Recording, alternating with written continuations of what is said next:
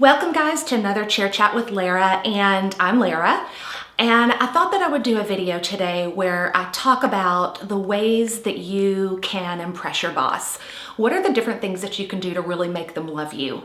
This is something that I see on a regular basis. I see people doing the opposite and it really drives me crazy. So every time something drives me crazy, I've written it down.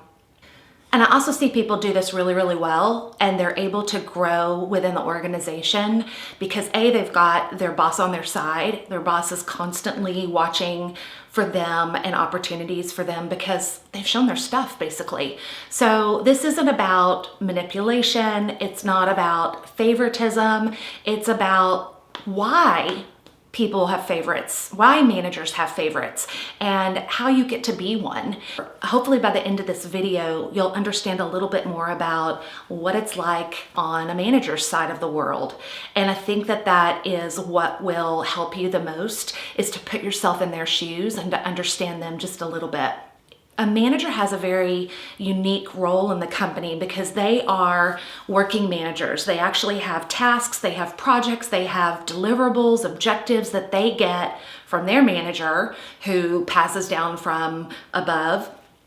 And then they are managing people. So your manager is managing you and not just making sure that you've got clear expectations set, that you know what to do, but they also want to make sure that they're developing you and giving you ample opportunities to succeed.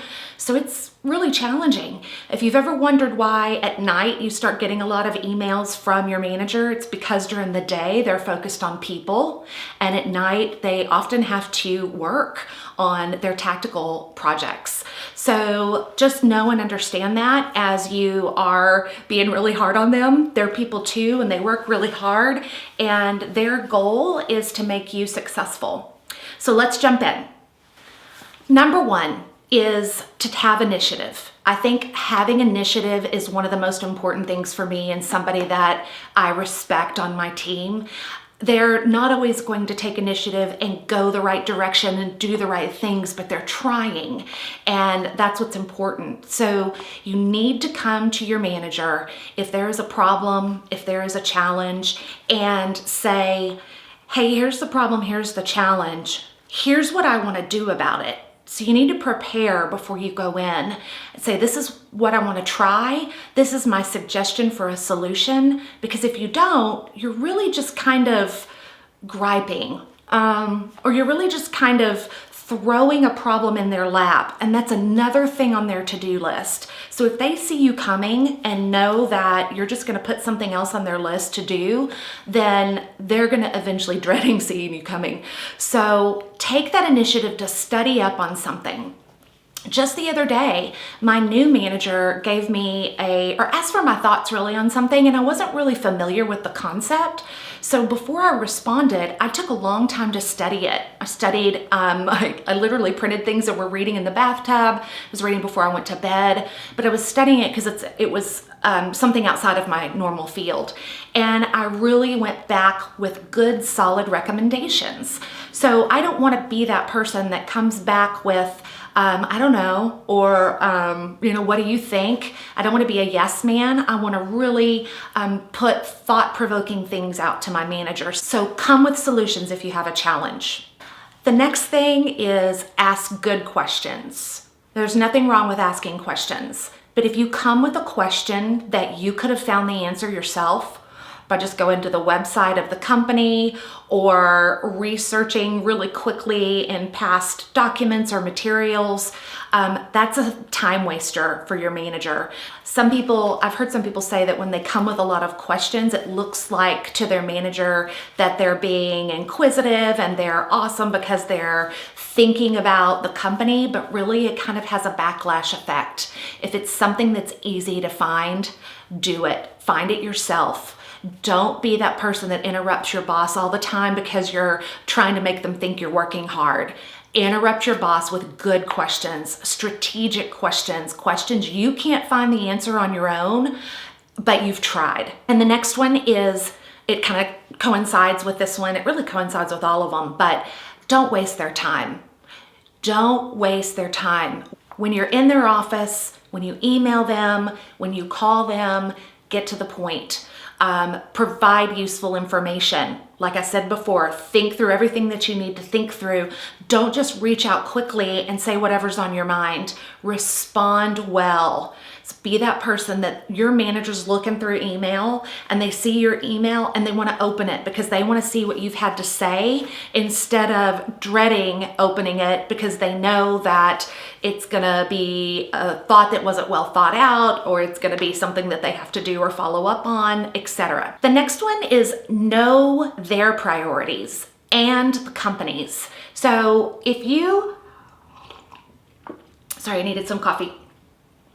If you are one of those people that doesn't read or listen to a town hall that comes out from the CEO where he's talking about the priorities, then you're doing yourself a disservice. You want to know what the company is doing.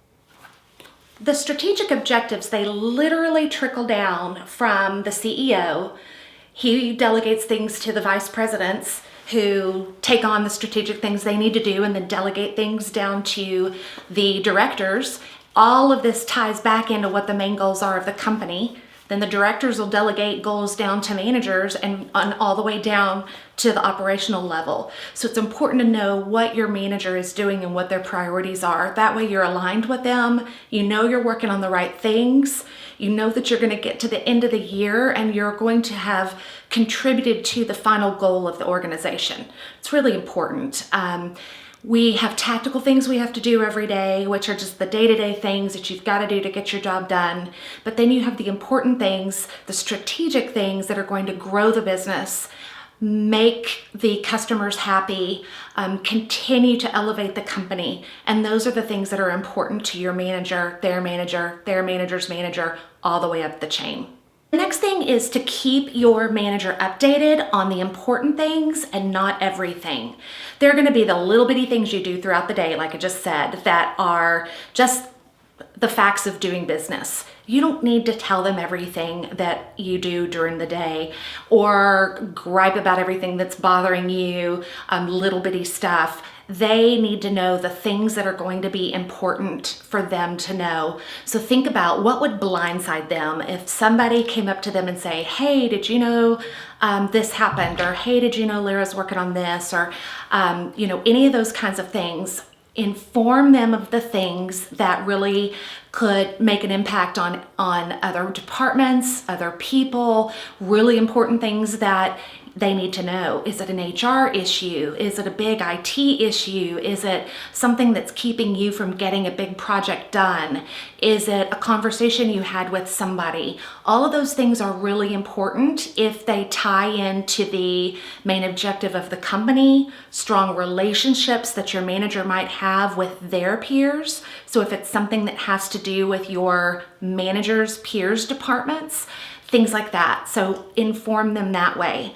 The way that I do it is I just send an email or a phone call if we're in a meeting or something, and I just say, hey, FYI only, no actions needed, blah, blah, blah, blah, blah, blah, and this is what I did to fix it, or this was the action I took, just so they know in case anybody ever comes up to them in a managerial role and says, hey, did you know this happened? And I didn't always know how to do this. Yeah, I was that person who would annoy my boss by coming in and telling this whole story or the little things that bugged me throughout the day or whatever it was that was on my mind instead of just what he needed to know.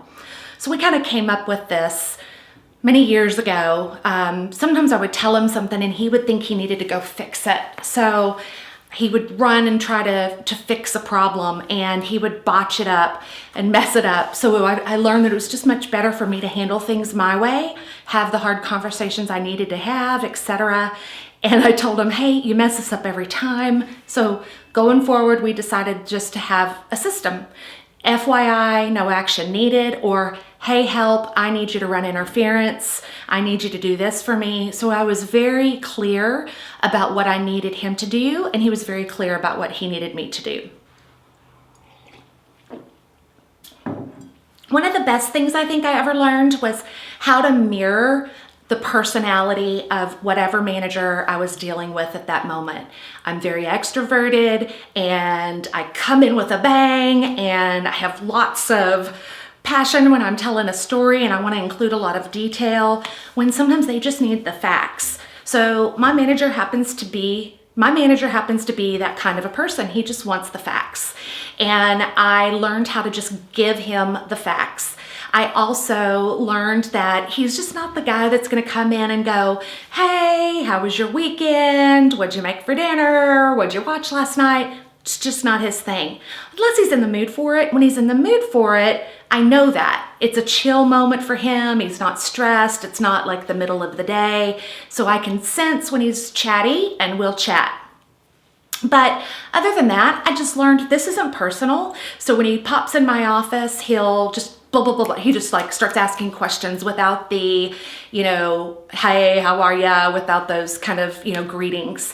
And so, but he works on mirroring others' personalities and being more approachable. So sometimes he'll come in and he'll say, hey, do you have the da-da-da-da? Oh, hi. How are ya? Did you have a good weekend? So I tell him, don't worry about that. Don't worry about doing that. Just come in, get what you need. I'm not overly sensitive. I'm not worried about it. So we have this, where he knows he's not offending me. And honestly, it's another little, it's advice within another advice topic. He doesn't have to worry that he's offended me. So don't be that super sensitive person. That's not on my list, but don't be super sensitive. Maybe I'll talk about that here in just a little bit. I'll add that to the very end. The next one is really big. It is fess up to your mistakes and apologize, and do it way before they find out about it. Be honest about it immediately. And that goes with not being blindsided. So I never want my manager to have some other manager tell them, Lara messed this up and now we've got this big problem, blah, blah, blah. I'm gonna let him know immediately and say, hey, I screwed this up. I blotched this whole thing and this is how I'm going to fix it. Remember back on number 1, you want to go in with solutions. So you want to say, hey, this is what I did. I messed this up. This is how I'm going to fix it.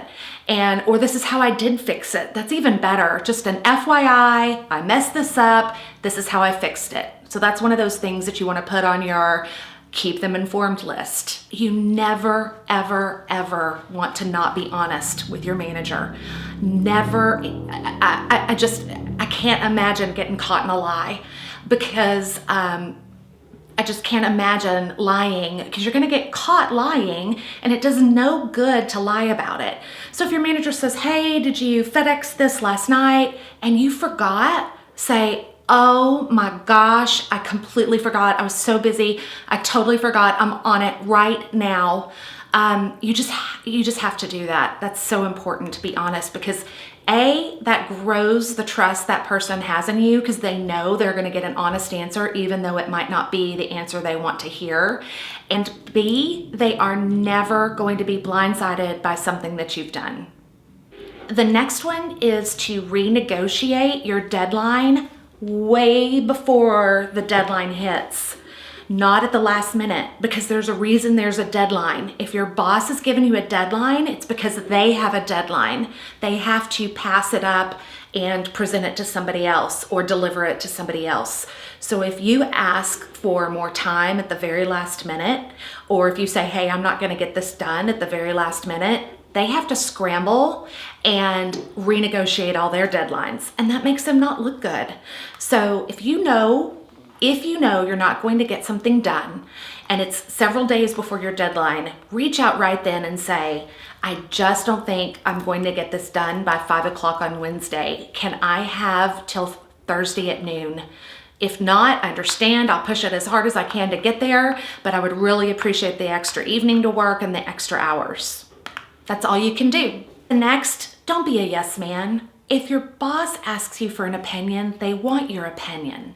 There's a way to say your opinion that might disagree with your boss. You don't want to do it in a negative way, but they want to know what you think, because they aren't everywhere at once and they need to know what's going on in other areas. So if they're suggesting to do something and you happen to know there's a conflict or something that might not work, let them know. Just say, That's a great idea. Have you thought about the fact that we already implemented blah, blah, blah, blah, that might conflict with that process? Or, just start off with, great, have you thought about this? Or if you've thought about that, if they're asking you, they want your opinion. So don't just say, good idea, yes, okay, I love it, I love it. Nobody wants that. It's kind of a suck up, a brown noser, whatever you want to call it. Just be honest, but do it in a very professional way. The next one is choose your battles. And what I mean by this is there's going to be people that irritate you like crazy at work all the time. And this is a good one for peers as well, not just your manager. Decide how important it is. If somebody is just, if somebody is just listening to their music a little bit loud that day, or, and it's not an everyday thing and it's just kind of annoying you right now, do you really want to bring it up and make a big deal of it?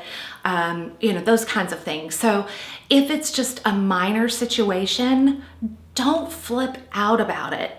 Because if you flip out about everything, then it becomes the cry wolf syndrome. You're not going to be listened to at a time when you really have something that's bothering you, whether it's a process that's going on or an employee that's being treated in a way that you don't believe in, or any of those things. Pick the big things to jump in and have an opinion about. Leave the little things, let them roll off your back, because that way when you speak, you're going to be heard. They're going to respect what you have to say. This one will require you to really know your boss well and for them to know you well and to know all the things that I've talked about, the goals of the organization, things of that nature. But you need to know your boundaries. You need to know the things that your boss doesn't mind that you run with, that you should take initiative and that you do. But then you need to know when you've gotten to a point where it's like, okay, I think I need to ask and make sure that we can go this direction. Is it going to interfere in another project? Is it pushing right up against a policy or a rule or a procedure? Is it going to put the company at risk? Maybe it's something that crosses over into an HR issue. So you need to know what you can and cannot do. If you're planning something, is it going to be more budget for them? Or if you're doing something, is it going to be something, say you're planning an event for your department. You're going to do something for your department. And the typical day-to-day fun little things are okay, but say you plan something for Christmas and you realize that not all departments have something going on for Christmas. Is it going to start to make other departments upset or they don't feel included? You've got to think through how everything you do impacts other people. So make sure you know your boundaries and ask and say, hey, I'm going to go do this. It's going to be $50 more than I thought it was. Is this okay? Just to make sure that you're on the right page. Be open to feedback is the next one. So make it easy. Make it easy for them to deliver feedback. That's kind of goes in with that no sensitivity thing. Don't be super overly sensitive because it's going to be frustrating and challenging. They're going to dread walking in and talking to you to deliver feedback about something that you did or something that could have gone better, or they're going to have to change something that impacts you.